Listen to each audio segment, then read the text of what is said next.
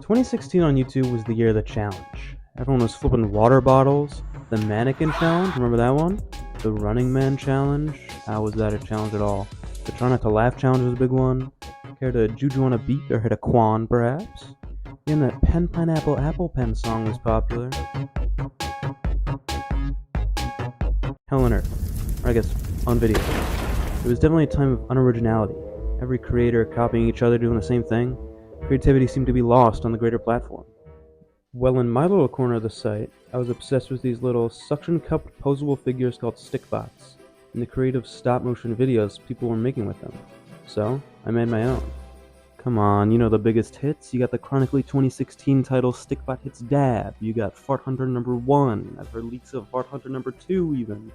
To my surprise, some garnered hundreds of views, and not to brag or anything, but one even swept a clean 1.3 thousand. That blew my mind as a 10-year-old kid, and so I kept going. I asked for other products like the Z-Screen green screen or accessory packs, which the company Zing who made the stickbots also made. I also branched out using Minecraft's line of stop-motion toys, using LEGO, which has always been such a big part of these animations, and Claymation, or even joined an after-school Claymation club in 5th grade. The bar of entry really is so low when it comes to stop-motion that you don't even need all these fancy toys. Really, all you need is a phone and an app to put all those pictures together, many of them free and many having helpful interfaces that teach you what to do. Looking back, it was clear my stuff was not very impressive, like I was barely moving these guys at all, but being so young and having all these tools at my disposal, it was a great time to get into this hobby, and it really lit a spark for creating things, even if those things were called Fart Hunter number 1. So many creators, young and old, create stop-motion videos and post them on this website. Many do go viral, but that's only a small fraction of the great content you can find. Some spend months creating movies, sometimes an hour plus long, and just to get like 100 views? That's tough to see. Recognition is always the most difficult part for any creative, but stop motion is one of those mediums where it feels like the amount of time and effort put into a project never gets in front of the right amount of eyes. Toy Story 3, one of my favorite Pixar movies. You got that scene with the security cameras and the monkey, and when he sees you, he goes... Well, two brothers, back in 2012, began the production of a really ambitious project with the name of Toy Story 3 IRL. IRL, which of course stands for Stop Motion Recorded in Real Life. They finally released it back in 2020, making this a huge 8-year project. Now, 100 minutes of homemade stop-motion animation, perfectly recreating a movie originally animated on computers. How much do you think that would cost you? $11 a month for a Disney Plus subscription? $15 for a movie ticket? $20 for a DVD? Nah, it's free, just up on YouTube for anyone to see. What? Huh? Now, it does have like 25 million views, but YouTube's monetization system isn't the greatest. Disney should just give them $1 million or something, come on. It's either being underpaid or getting little recognition when it comes to independent filmmakers on social media, but no matter the faults, this open plane of YouTube showcases the wide range of ideas and skill levels just waiting to grow into a better creator. It may be the definition of easy to learn, hard to master. You can't cheat the system. Stop motion still takes place in real life. Real puppets are built for these films. Real sets are built for these films. Real lighting is used for these films. The LEGO Movie, an amazing movie that seems to have replicated the style of stop motion in CGI, just doesn't. You can tell when something isn't real. Comparing it to other LEGO stop motions, like the credit sequence at the end of the movie, you can see that real life isn't that shiny and clean. In a world of CGI overload, the medium grounds you. The uncanny valleyness of it all just doesn't resonate in these stop motion films. Wrapping it back around to Toy Story 3 IRL, why is Disney making all these CG lions, beasts, genies, and crabs, when remaking movies should spark creativity and making it different, well, a more creative way?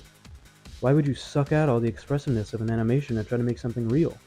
I mean, Sebastian is literally just a crab. Just a regular crab. Huh? And Flounder's just a fish. He looks malnourished. Star Wars, 1980. The Empire Strikes Back. Some say it's the best war among the stars they've seen. Terminator, 1984. Some say it's the best killer robot killing spree they've seen.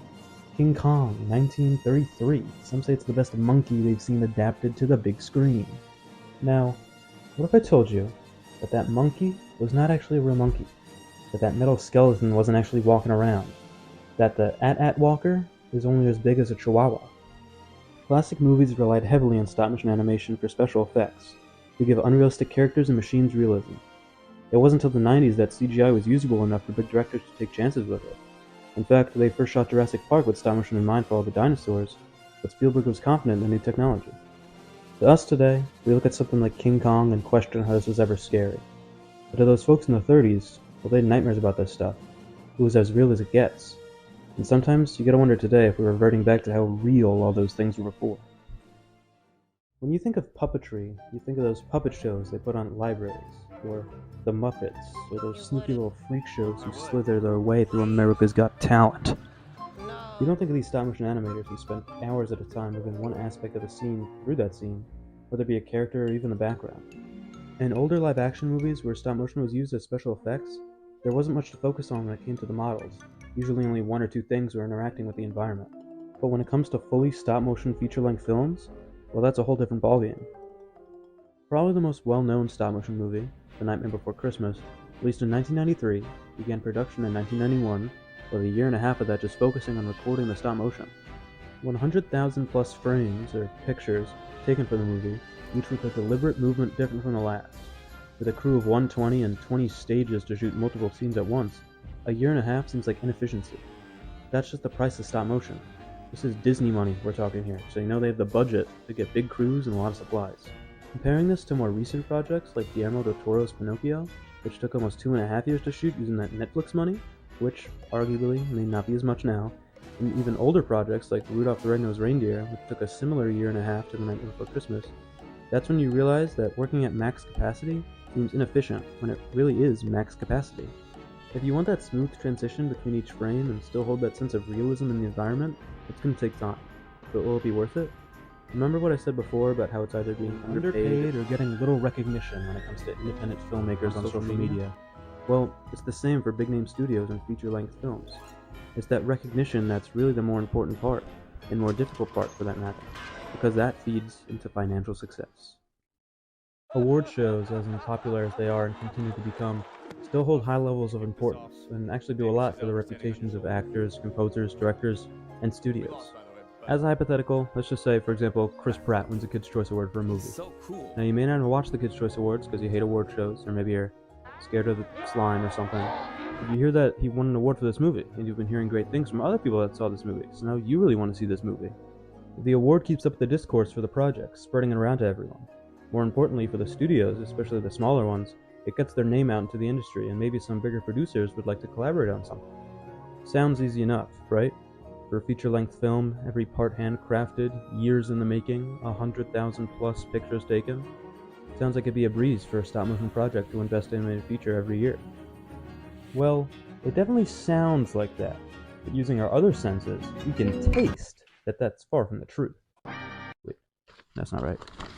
Hear, feel. We can see that that's far from the truth. For an example, let's look at the Oscar timeline of stop-motion studio LAIKA and see how successful they've been. 2009, Coraline was nominated, lost to Pixar's Up. 2012, Paranorman was nominated, lost to Pixar's Brave. 2014, The Box Trolls was nominated, lost to Disney's Big Hero 6.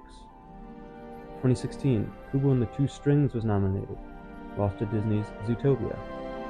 2019, The Missing Link was nominated, lost to Pixar's Toy Story 4. Now, don't get me wrong, these Disney movies are great movies. I mean, Zootopia is one of my favorites, but so is Kubo and the Two Strings. It's true that these animated features are also works filled with blood, sweat, and tears of hardworking animators, but the recognition is already there for these Disney projects. How many of y'all even knew any of the other movies I said, except for, like, Coraline? It's fair enough that the simple viewer may not know a movie, but for real verified Academy members, they should probably know this stuff like the back of their hand. It is, in fact, their job to do so.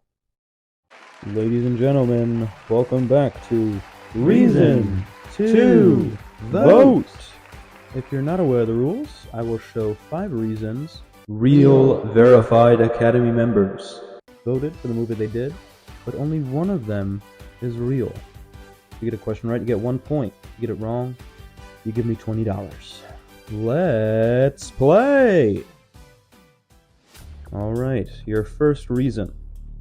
I saw all 5. I like to sit down with the young people and watch them. We all love Big Hero 6, and there was no discussion. No argument, no nothing. The kids watched that one 3 times. What does that tell you? Enticing, huh? Let's get into reason 2. I didn't see Mirai, Ralph Breaks the Internet, or Incredibles 2. Isle of Dogs? I didn't like that at all. Spider-Man Into the Spider-Verse was fantastic. Reason 3. If I was voting for animation, I'd have gone with Box Trolls, but since you have to consider everything, I went with Big Hero 6. And reason number 4. I only watched the ones that my kid wants to see, so I didn't see the Box Trolls, but I saw Big Hero 6, and I saw How to Train Your Dragon too. And finally, reason 5. Again, I don't know enough to make an informed decision. Obviously, the sound in Whiplash with the drums and the music was so important. That's all the reasons. Now which one is real? 20 seconds on the clock, and go. Ooh, sorry, we gotta end time short. They're actually all real. So send your $20 to this address. Yeah. Thank you very much for playing, and we'll see you next time on Reason to Vote! Sweet. Okay. Let's run that back. Firstly, as a voter for these awards, you don't even need to see every movie in the category. Already a bad start. Next, it seems the movies they did see were only the ones that their children wanted to see. Oh, my kid really likes this animated thing, and as an adult I can care less about moving drawings, so I'm gonna go with my kid on this one.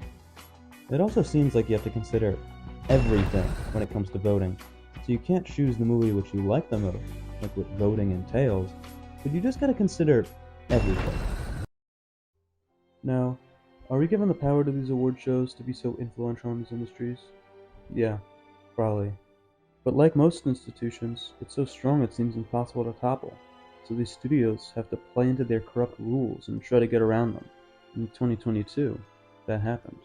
The only ever stop-motion film to win Best Animated Movie before this was 2005's Wallace and Gromit: The Curse of the Were-Rabbit, animated in that classic Wallace and Gromit claymation.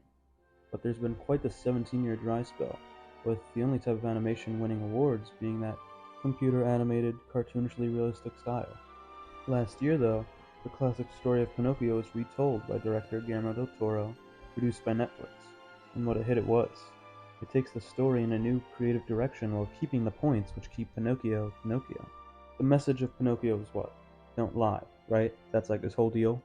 Well, the new one tackles hard topics to talk about, like death and depression, and like the movie takes place during World War II. And if you think about it, the original is all about greed and child trafficking. Animated movies are not for kids. Animation is for everyone. It's a medium commonly used to convey important messages to maybe teach young children, like that don't lie message, but it's for the older crowd to really see the deeper meaning of these stories and understand the complex workings of the human psyche. Except for, like, Minions. You have to consider everything when it comes to stop-motion animation. The success rate of hard work, especially when it comes to art, is very low. It's an unforgiving industry that seems to punish new and creative ideas, and forget that new and creative ideas is what built the industry to begin with. Evolving with the times can be difficult, and new tools that create an unforgettable style become sort of a legacy art form. But when it's something that is guiding a new age of creatives and filmmakers, influencing them to look at the world in a new way, it seems like we as the audience should be cultivating and encouraging such behaviors. Tell the stories you want in the ways that best express it, but disregarding a whole division of storytelling and stomping on its many subsets shows no knowledge of that support that all artists know art so heavily relies on. Not seeing something real shouldn't make you not feel something real.